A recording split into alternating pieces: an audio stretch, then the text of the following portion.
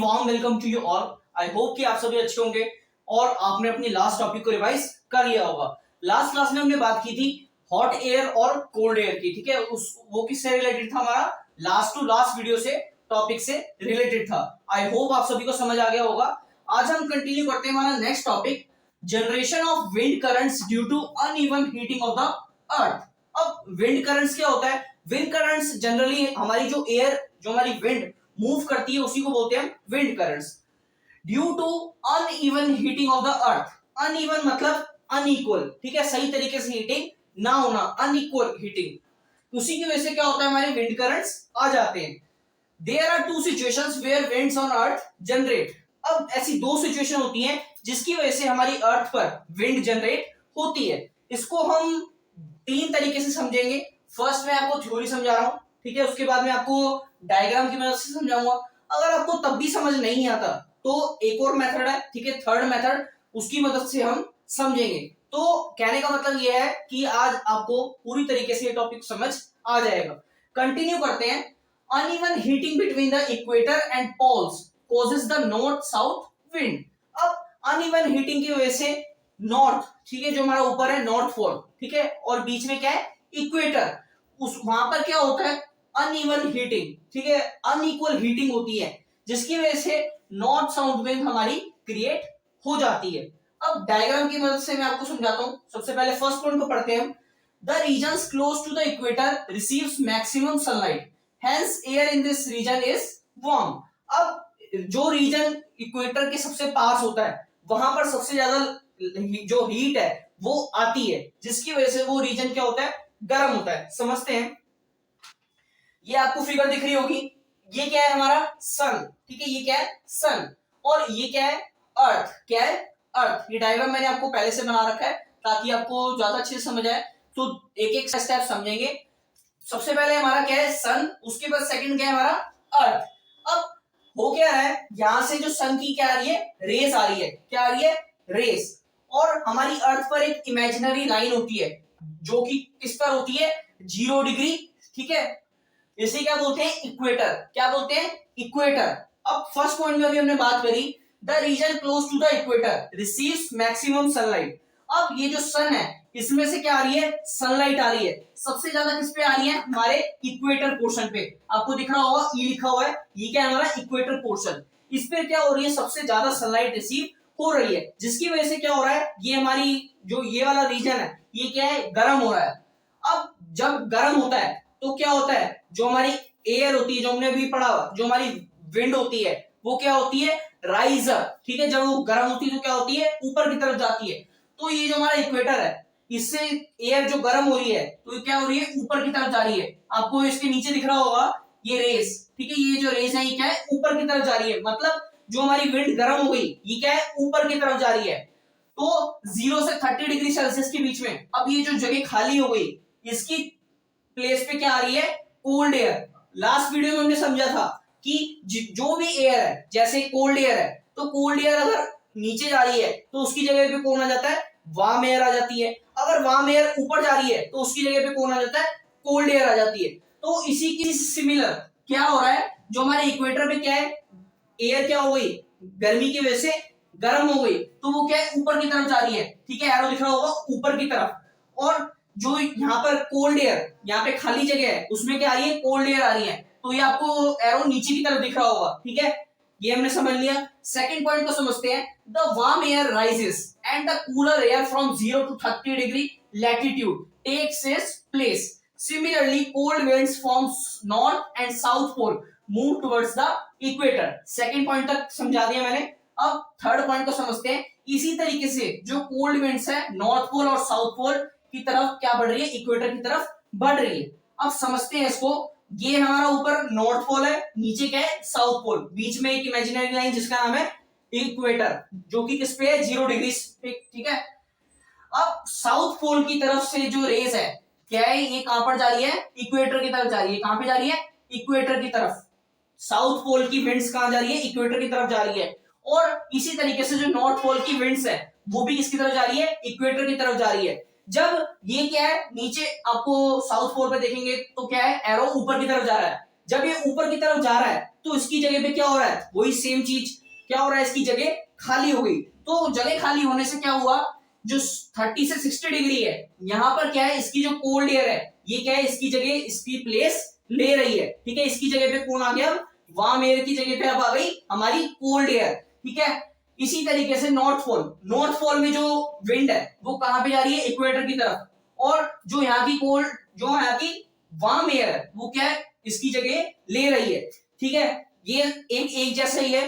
हो क्या रहा है, अगर हमारी जो गर्म एयर है वो ऊपर जा रही है तो उसकी जगह कौन ले रहा है, कोल्ड एयर ले रही है। अगर कोल्ड एयर नीचे जा रही है तो उसकी जगह कौन ले रहा है, वार्म एयर ले रही है। ठीक है, ये था हमारा फिगर से मैंने आपको थ्योरी प्लस फिगर समझा दिया। अब समझते हैं फिगर की मदद से, खाली फिगर की मदद से। ये है हमारा सन, ये है हमारी अर्थ, बीच में क्या है हमारा इक्वेटर। सन की रेस सबसे ज्यादा किस पे पड़ रही है, इक्वेटर पे। ठीक है, इसी की वजह से ये जो रीजन है क्या है, वार्म हो रहा है। इक्वेटर पे सबसे ज्यादा रेस पड़ने की वजह से जो यहाँ की विंड है वो क्या है, गर्म हो गई। गर्म होने से क्या हुई, यहाँ की विंड क्या हुई, ऊपर की तरफ राइज अप हुई। राइज अप होने की वजह से यहाँ की जो पोर्शन है, यहाँ का जो जगह है वो क्या है, खाली हो गई। इस जगह को फिल करने के लिए 0 से 30 डिग्री सेल्सियस के बीच में जितनी भी कोल्ड एयर है वो सारी इक्वेटर की तरफ मूव ऑन करने लग गई। ठीक है, इसी तरीके से बात करेंगे नॉर्थ पोल की और नीचे साउथ पोल की। जो साउथ पोल है उसकी विंड कहां पर जा रही है, ऊपर इक्वेटर की तरफ। इसी तरीके से जो नॉर्थ पोल है उसकी विंड कहां पर जा रही है, नीचे इक्वेटर की तरफ। तो इसकी जगह पे जितनी भी कोल्ड एयर या फिर वार्म एयर है वो इसकी जगह ले रही है। ये हमने समझ लिया फिगर से। अभी भी बहुत सारे बच्चे ऐसे होंगे जिनको अभी भी समझ नहीं आया होगा। तो अब हम बात करेंगे एक थर्ड मेथड की, जिसके अंदर आई होप कि सभी बच्चों को समझ आ जाएगा। इसमें मेन जो कंफ्यूजन होती है बच्चों को वो किसकी होती है, एरोस की। ठीक है, कि हमारी विंड की डायरेक्शन किस तरफ हो रही है। बात करते हैं थर्ड मेथड की। तो थर्ड मेथड में हम समझेंगे इसको प्रेशर की मदद से। किसकी मदद से, प्रेशर की मदद से। ठीक है, अब जो हमारी विंड्स होती है वो कैसे जाती है, हाई प्रेशर, एच को मैंने डिनोट करा है हाई प्रेशर से, एल को मैंने डिनोट करा है लो प्रेशर से। किसकी तरफ हमारी विंड जाती है, high pressure to low pressure. कैसे, हाई टू लो। अब इसको समझते हैं, जो हमारा इक्वेटर है ऊपर नॉर्थ पोल, ठीक है, नॉर्थ पोल पे क्या है हमारा, हाई प्रेशर। इसी तरीके से नीचे साउथ पोल, वहां पर भी क्या है हमारा, हाई प्रेशर। अब ये जो सब पोलर है यहां पर क्या है, लो प्रेशर। सब ट्रॉपिकल यहां पर क्या है, हाई प्रेशर। अब एक जो हमारा इक्वेटर है यहां पर क्या है, इक्वेटोरियल लो प्रेशर। अब इसके अंदर जो सबसे मेन चीज है वो एक चीज, अगर आपको यहां तक समझ आ गया तो आपको एक चीज याद रखनी पड़ेगी इसमें, क्या, कि सब पोलर लो प्रेशर, जो हमारा लो प्रेशर है वो किस पे है, 60 डिग्री पे लो है या फिर हाई प्रेशर है। इसी तरीके से 30 डिग्री सेल्सियस पे हाई प्रेशर है या फिर लो प्रेशर है। इस चीज को बस आपको याद रखना पड़ेगा। अगर आप इस वाले मेथड को याद करते हैं या फिर इस वाले मेथड से आपको समझ आता है, ठीक है। तो अब हम समझते हैं इसको, प्रेशर की मदद से ही हम इसको करेंगे। ऊपर क्या है हमारे पास, हाई प्रेशर, ठीक है, सब पोलर पे क्या है, लो प्रेशर। तो हमारी विंड कैसे मूव करती है, high pressure to low pressure, ठीक है। इसी वजह से क्या होगा, ये जो एरो है ये क्या हो गए, नीचे की तरफ आएंगे, ठीक है। हाई प्रेशर से लो प्रेशर की तरफ हमारी विंड मूव करेगी। अब सब पोलर में देखते हैं हम, यहाँ पर क्या है, लो प्रेशर, उसके बाद नीचे सब ट्रॉपिकल, यहाँ पर क्या है, हाई प्रेशर। तो हमारी विंड मूव कैसे करती है, अभी मैंने आपको बताया, high pressure to low pressure. तो मतलब कैसे विंड मूव करेगी, ऊपर की तरफ। कैसे, ऊपर की तरफ, ठीक है। कैसे मूव करेगी हमारी, ऊपर की तरफ। अब नेक्स्ट पे आ जाते हैं, सब ट्रॉपिकल हाई प्रेशर। इक्वेटर पे क्या है हमारा, इक्वेटोरियल लो प्रेशर। विंड कैसे मूव करेगी, नीचे की तरफ, ठीक है। कैसे मूव करेगी, नीचे की तरफ। नेक्स्ट बात करते हैं इक्वेटोरियल लो प्रेशर। उसके बाद अब आता है हमारा सब ट्रॉपिकल हाई प्रेशर। कैसे मूव करेगी, ऊपर की तरफ। सिंपल है ये वाला फंडा, इसमें ज्यादा से ज्यादा बच्चों को समझ आ जाएगा। जिनको बिल्कुल भी समझ नहीं आया, ठीक है, वो एक बार दोबारा से वीडियो को देखिए। थर्ड वाले मेथड में आपको फाइनली समझ आ ही जाएगा। उसके बाद कंटिन्यू करते हैं, इक्वेटोरियल पे क्या है हमारा, लो प्रेशर, नीचे सब ट्रॉपिकल पे हाई प्रेशर। कैसे मूव करेगी, ऊपर की तरफ, ठीक है। कैसे मूव करेगी, ऊपर की तरफ। अब नेक्स्ट बात करते हैं सब ट्रॉपिकल हाई प्रेशर, सब पोलर लो प्रेशर, ठीक है। हाई से लो की तरफ नीचे मूव करेगी। उसके बाद सब पोलर लो प्रेशर और नीचे क्या है हाई प्रेशर, तो फाइनली कैसे मूव करेगी ऊपर की तरफ, ठीक है, कैसे ऊपर की तरफ। तो ये था हमारा थर्ड मेथड। आई होप आप सभी को समझ आ गया होगा। ये था विंड का सर्कुलेशन। ये आपका 5 नंबर का क्वेश्चन आ सकता है एग्जाम के पॉइंट ऑफ व्यू से, तो इसको समझना बहुत ही जरूरी है। चाहे आप थ्योरी की मदद से समझे, चाहे आप फर्स्ट डायग्राम की मदद से समझे, चाहे आप थर्ड मेथड की वजह से समझे, किसी भी तरीके से समझे, आपको समझ आना चाहिए और कंसेप्चुअल क्लैरिटी तो होनी चाहिए। अब हम बात करते हैं सेकंड रीजन की, ठीक है। सेकंड रीजन हमारे पास आता है uneven heating of land and water.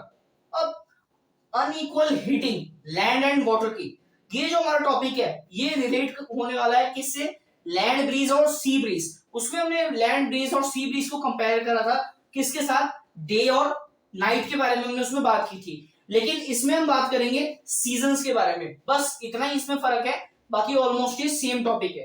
बात करते हैं uneven heating of land and water in summer season. The land near the equator gets warmer and its temperature generally remains higher than the oceans। Summer season में होता क्या है कि जो हमारी लैंड है, इक्वेटर के पास जो हमारी लैंड है वो क्या है, ज्यादा गर्म रहती है, और जो उसका टेम्परेचर है वो जनरली क्या रहता है, हाइयर रहता है। किससे, ओशन से। ये हमारी लैंड है और ये हमारे ओशंस है, तो जो लैंड का टेम्परेचर है वो ज्यादा रहता है किससे, ओशन से।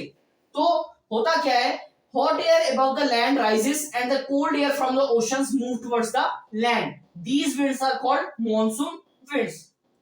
आप समझते हैं इसको, ये है हमारी लैंड और ये है हमारा ओशन, ठीक है। जो लैंड के ऊपर की जो गर्म एयर है वो क्या है, राइजेस अप हो रही है, ठीक है, और जो ओशन के ऊपर जो ठंडी हवा है वो क्या है, किसकी जगह पे जा रही है, लैंड की जगह पे जा रही है, और जो लैंड की गर्म हवा है वो क्या है, ऊपर राइजिंग अप हो रही है। ओशन की कोल्ड एयर कहां पर जा रही है, लैंड की तरफ। इसी को बोलते हैं हम मॉनसून विंड्स। इसको मॉनसून विंड्स इसीलिए बोला जाता है क्योंकि जो ओशंस के ऊपर की जो ठंडी हवा है वो कहां पर जा रही है, लैंड के ऊपर, ठीक है, तो इसी को बोलते हैं मॉनसून विंड्स। सिंस, अब इसके पीछे का रीजन क्या है, since these winds come from the ocean they carry water with them. अब ये जो विंड्स होती हैं ये कहां से आती है, ओशन से आती है। कहां से आती है, ओशन से। और क्या लाती है अपने साथ, पानी को कैरी। अब पानी को तो कैरी कर नहीं सकती, जो हवा ऐसे पानी को कैरी तो करेगी नहीं, तो किसको कैरी करती है, वाटर वेपर्स को। किसको, वाटर वेपर्स को अपने साथ कैरी करती है। In the similar way the winds in the winter season move towards the land from the ocean. अब इसी तरीके से विंटर सीजन में इसका अपोजिट होता है। अभी हमने समर सीजन में बात करी कि जो टेम्परेचर है, जो हमारी हॉट एयर है लैंड के ऊपर, वो कहां पर जाती है, ओशंस पे जाती है, ठीक है। जो ओशंस की ठंडी हवा है वो कहां पे जाती है, लैंड पे जाती है। इसी तरीके से विंटर सीजन में क्या होता है, जो लैंड के ऊपर की कोल्ड एयर है वो कहां पर जाती है, ओशंस में जाती है, ठीक है।